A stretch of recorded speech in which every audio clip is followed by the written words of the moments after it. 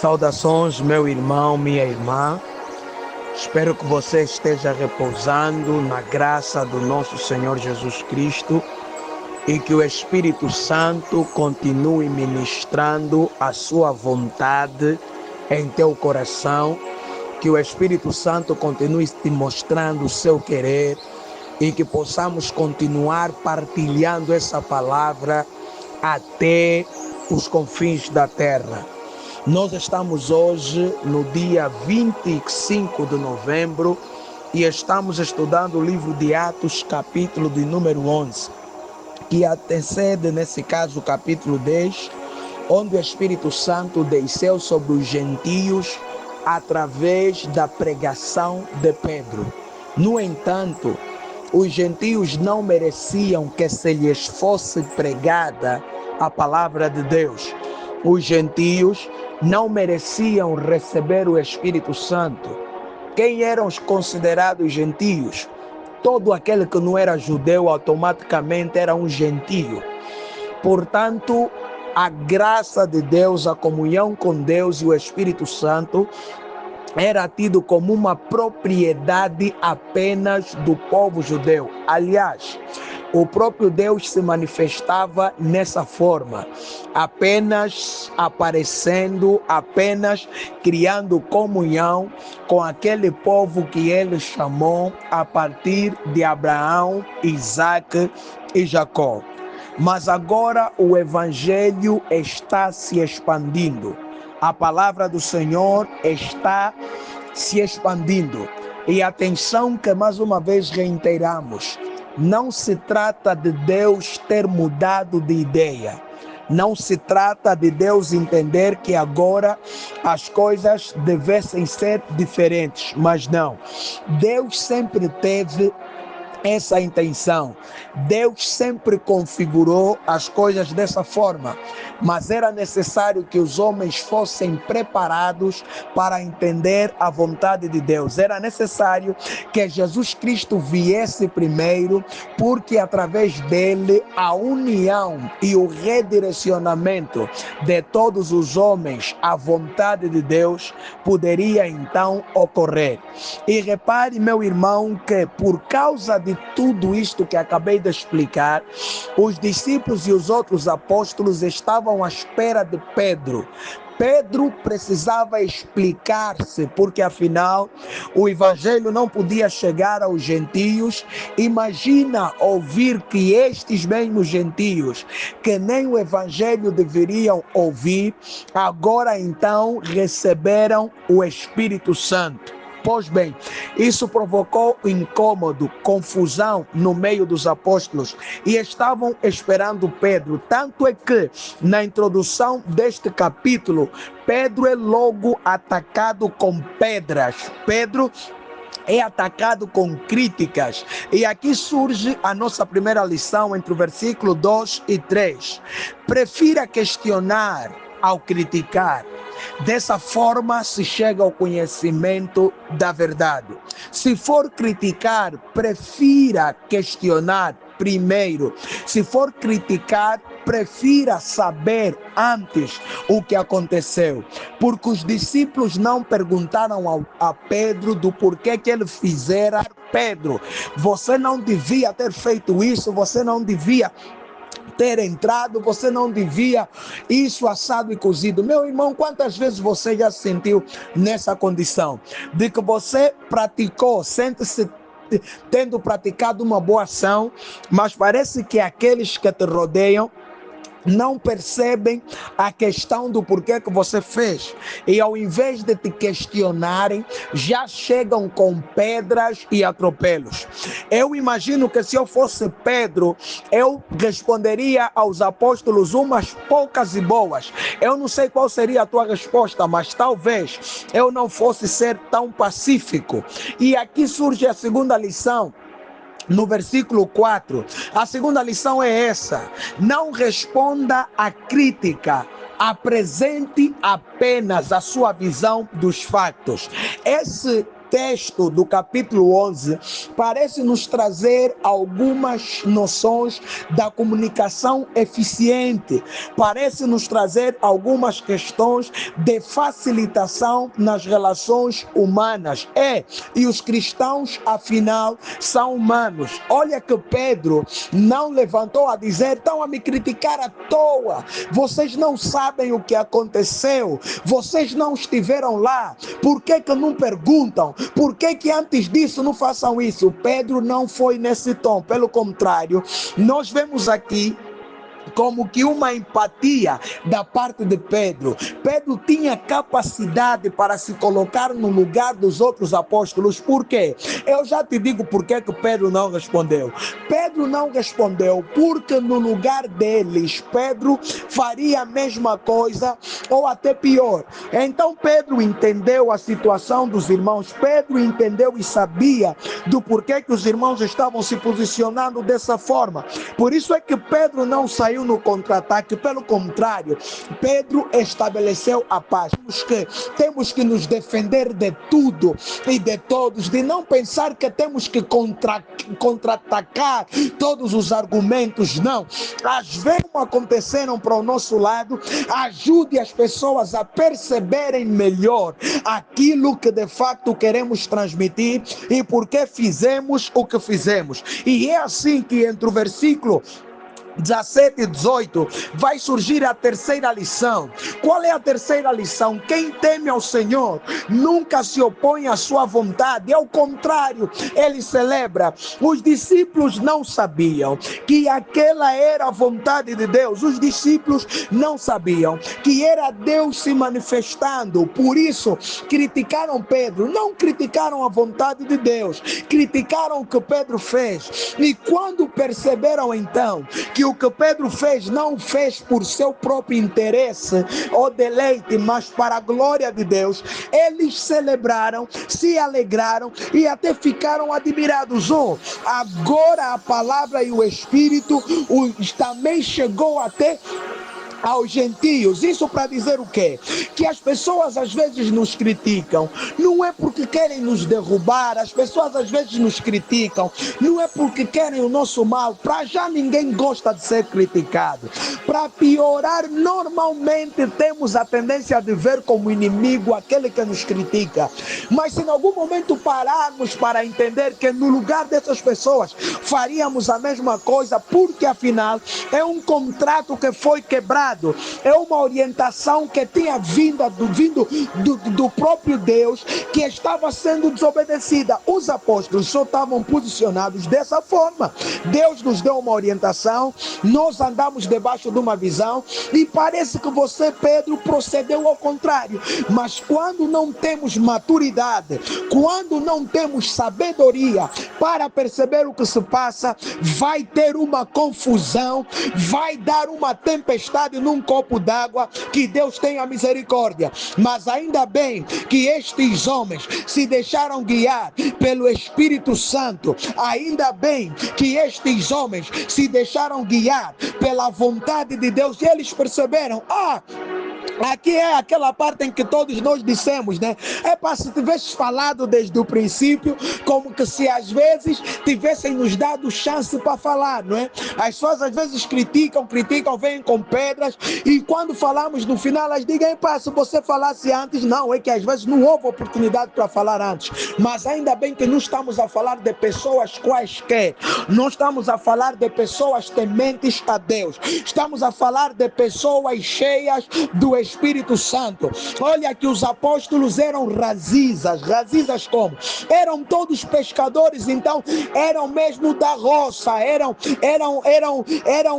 pessoas do bairro, eram pessoas da comunidade, eram pessoas que não tinham medo de dar a cara para a vara, então de dar as costas para o castigo. Então eram pessoas que de alguma forma não tinham uma educação exatamente exatamente boa, não é? No sentido de que não eram exatamente cheios de etiqueta, como se calhar fosse ser o apóstolo Paulo e outros que tiveram um grau social mais acentuado. Então, eles eram barraqueiros, mas vê que, para você perceber que eram barraqueiros, João e Tiago eram conhecidos como filho do trovão, eram confusionistas, eram explosivos, e Pedro era um precipitado, era uma pessoa que não pensava direito nas coisas que falava. Mas, meu irmão, minha irmã, você vê que depois que o Espírito Santo entra, depois que o Espírito Santo toma posse da vida deles,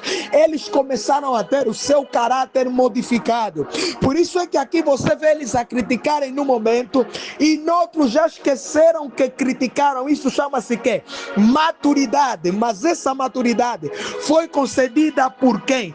Pelo Espírito Santo. Então, quem é cheio do Espírito Santo, ele começa a manifestar os frutos: o amor, o gozo, a paz, longanimidade, benignidade, bondade, fé, mansidão e domínio próprio. É complicado assumir um crente como cheio do Espírito Santo quando é um prepotente, arrogante, preguiçoso, difamador e ainda diz ser cheio do Espírito Santo. É cheio do Espírito, sim, mas eu duvido que seja do Santo. Pois é, e por isso nós estamos a olhar aqui uma coisa que deveria dar confusão entre os apóstolos, acabou na maior paz. Por quê?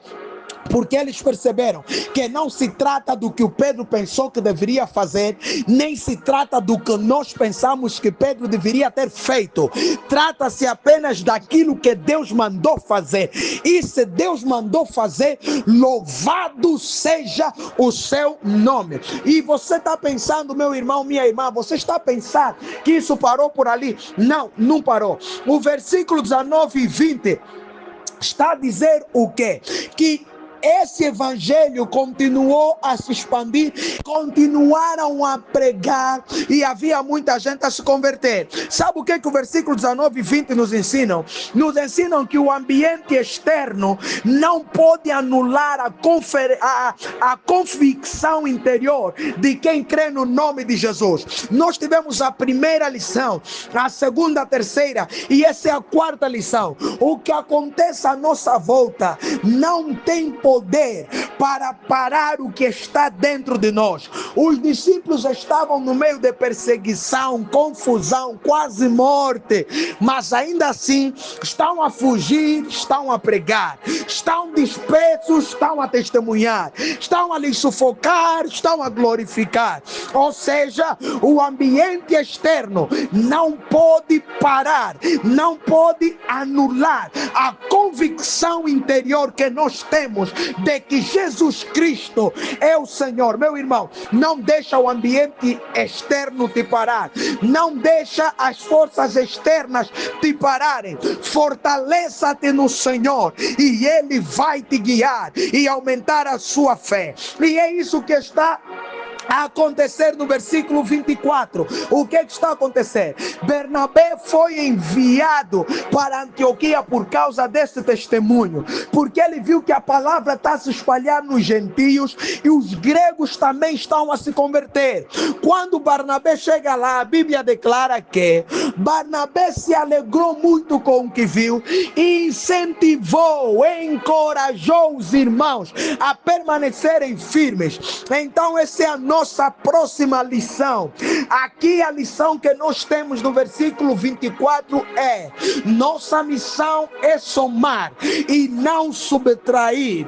Somos guiados pela fé e não pela positividade. Você vai olhar aí no versículo 27, você vai perceber que a Bíblia está a dizer que esse homem Bernabé era um homem bom, cheio do Espírito Santo, com palavras bonitas, com palavras simpáticas. Como hoje dissemos, ele não entrou na mente dos irmãos, não fez a cabeça dos irmãos com sofismas humanos, ele fez-lo através da fé. A positividade não não é pecado, mas ela é limitada e ela pode falhar porque é conceito humano. Você precisa ser uma pessoa positiva? Claro que sim, mas mais do que apostar na positividade, aposta na fé. A positividade pode depender do que se vê, mas a fé depende do que não se vê. A positividade é um conceito que repousa no coração do homem. A fé é uma certeza e convicção que repousa a nossa fé em Deus. De Deus ninguém rouba, de Deus ninguém zomba. Podem roubar e zombar de nós, mas da nossa fé não vão zombar, da nossa fé não vão roubar. Por isso, você foi chamado para somar e não subtrair. Há irmãos que, por estarem a viver uma aflição, encontram também os outros enganarem-se um ao outro. Eles, quer dizer, eles afligem-se mais ainda e depois aquilo torna-se um caos. Mas não é isso que está acontecendo. O Barnabé que veio ter com eles também estava a ser perseguido, veio às escondidas.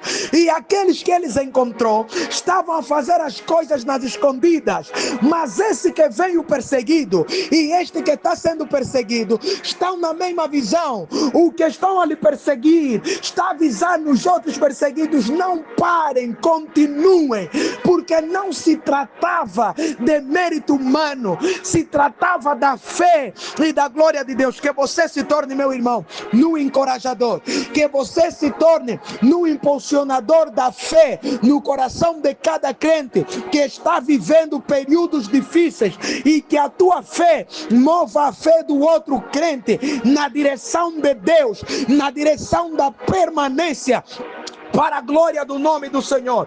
E estamos encerrando hoje com versículo 29 e 30 para dizer o quê? Que quando você incentiva o teu irmão a continuar, quando você se compadece da situação do teu irmão, é o que vem em evidência? O que vem em evidência é a comunhão. Então a última lição é essa: a comunhão sempre foi uma marca e ainda é uma marca indelével do cristianismo. Não existe isso de que eu estou a evoluir, de que tudo é para mim, de que eu batalhei sozinho, de que agora vão me sentir. Não. O crente, quanto mais evolui, mais ele ajuda os outros a evoluir.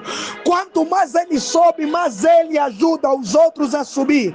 Quanto mais ele cresce, mais ele ajuda os outros a crescer. Isto é comunhão. Por isso Bernabé incentivou os irmãos, e por isso os outros apóstolos, cada um daquilo que tinha, tirou um bocado para enviar para os irmãos que estavam em necessidades pela mão de Bernabé e pela mão de Saulo. Por quê? Porque eles entenderam que se Deus está nos dando, é porque Ele está nos incentivando também a dar. Se Deus está nos ajudando, é porque Ele nos está incentivando a ajudar a outros. Meu irmão, que você impulsione fé no coração das pessoas. Não precisas contar histórias. Eu já vi pessoas pregando e contando coisas que não aconteceram só para colocar fé no coração das pessoas. Não precisa disso. Fica na verdade, testemunha a verdade, que a verdade vai libertar e a verdade vai testemunhar. A fé não precisa de muletas, de histórias inventadas. Usa a verdade. Estamos a ser perseguidos, mas não vamos parar. Estamos a ser desprezados, mas não vamos parar. Estamos a ser ameaçados, mas não vamos parar. Um está a crescer, o outro também está. Um está a ser edificado, o outro também está. Outro está enriquecendo e o outro também está. Por quê? Porque nós somos assim. Andamos na fé e andamos na comunhão. Porque o nosso trabalho não é vão no Senhor. A recompensa sempre chega na hora certa. Qual é a recompensa que está aqui? A recompensa você vai ver no versículo 26, o versículo 26 está a dizer o quê? Que pela primeira vez em Antioquia, os discípulos foram chamados cristãos. Claro, era tudo que eles queriam ouvir. Eles não estavam à espera que se lhes aplaudissem ou se lhes desse prêmios e méritos. Não, eles só queriam uma coisa: ser chamados cristãos. Porque ser chamado cristão significa você seguidor de Jesus, você é igual a Jesus, você ama Jesus. Era esse o mérito, era esse o reconhecimento maior para qualquer apóstolo. Então, meu irmão, fica fazendo a vontade de Deus. Seja boa mãe, seja bom irmão, seja bom cunhado, bom marido, boa esposa, bom trabalhador, que ainda que as pessoas não reconheçam agora, no tempo certo, vão ter que testemunhar que há diferença entre aquele que serve e aquele que não serve. Vão ter que testemunhar que Deus é grande na tua vida e ninguém pode negar. Deus te abençoe em o nome do Senhor Jesus.